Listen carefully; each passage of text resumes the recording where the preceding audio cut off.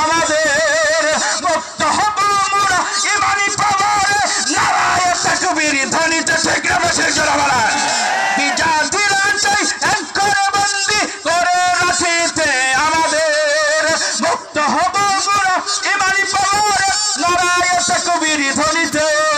গোলাম জিঞ্জির পরে থাকা জাতি নয় গোলাম জিঞ্জির পরে থাকা জাতি নয় গোলাম জিঞ্জির পরে থাকা জাতি নয় বিশ্বজয়ী